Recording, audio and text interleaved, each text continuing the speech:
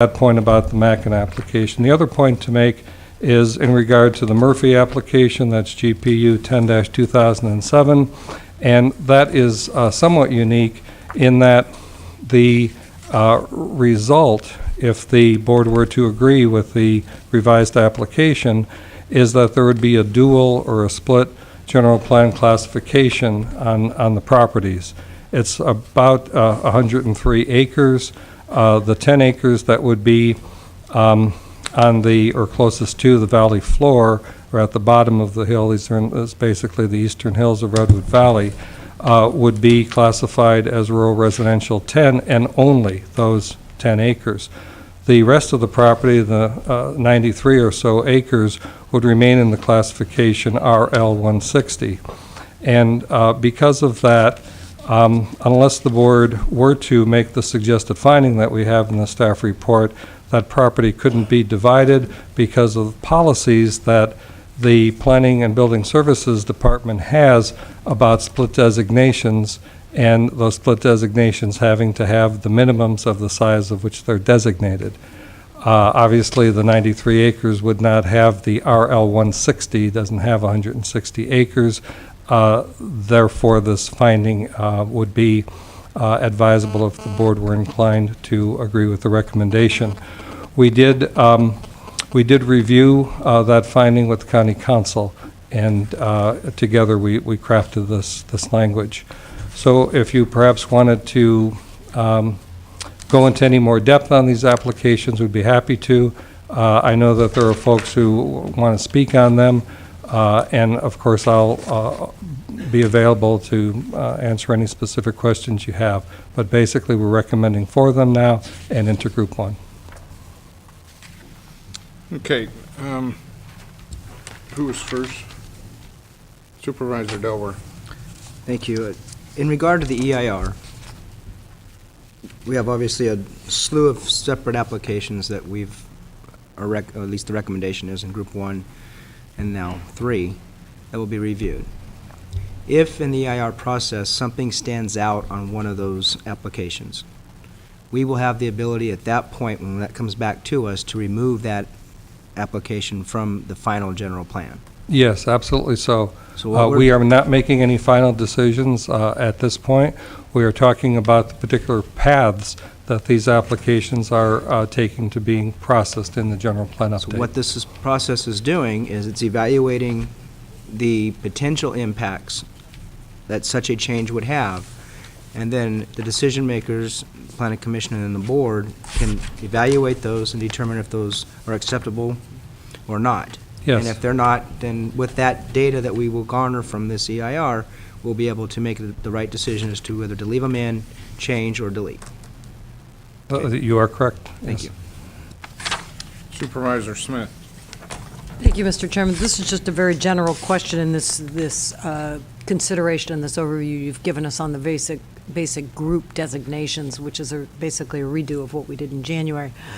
Does any of this, just as this is just a point of clarification, does any of this that we're dealing with today with respect to consideration of changing the groups that these specific projects will be listed, does any of this address the need for a project-specific EIR? In other words, by moving them into a certain group, are you saying it does or does not need a specific project EIR? No.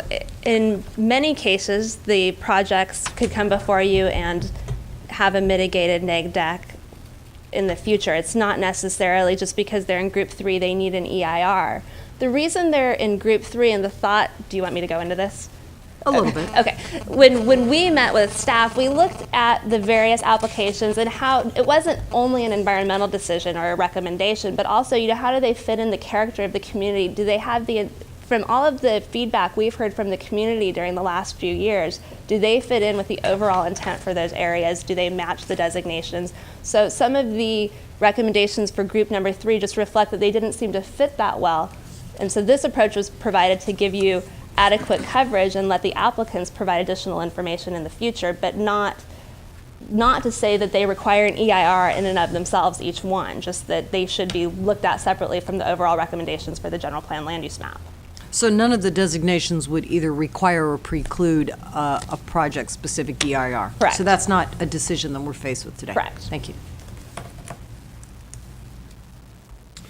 Okay, additional from the board. Do we want to take these 6 or actually 5 items up individually or as a group?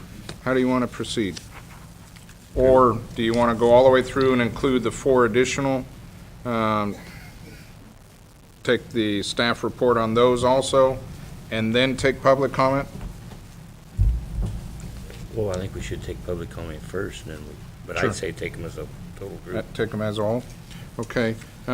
Let's continue then with the 4 additional applications. Take the entire staff report. Then we'll have questions from the board on the entire package. Then we'll take public comment. Then we'll bring it back for decisions. How's that? Okay? Yes, Mr. Chairman, if you would turn your attention to the 4th page of the staff report. And by the way, just as an overview, we did include with the staff report the notifications that we did. We had a little comment and criticism on the past notifications we did. We did something far more elaborate this time. I think it's on the 3rd and 4th pages of your booklet. Also, we included after today's staff report, a copy of last month's staff report. Thought it might be useful to you. We included the letter report from PMC, and then more information, including correspondence from applicants and their representatives, some detailed maps, and we have further maps that are on the GIS system that we can call up and show you if need be. For example, what you have before you here is the Apperson application. Again, referring to the 4th page in today's staff report. Apperson had previously been a part of a greater application of properties that surrounded it. But those applicants have withdrawn their request for the general plan change. Apperson is approximately 5.9 acres, and we are showing you that, albeit a tenuous attachment, there is an attachment that it has to the RR2 general plan classification that's across the road, and this is East Road in Redwood Valley.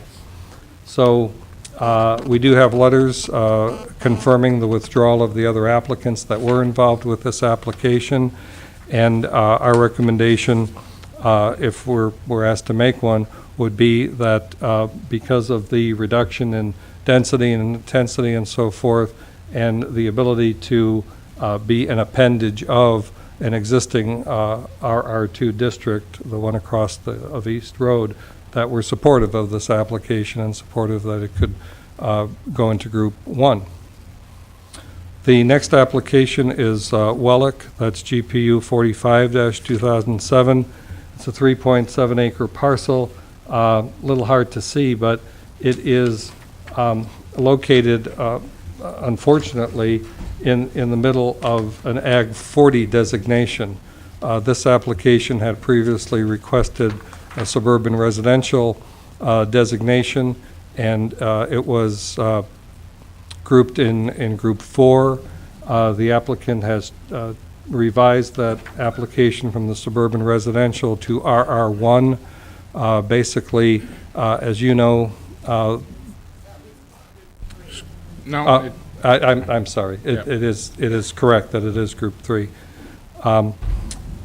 And currently seeking RR1.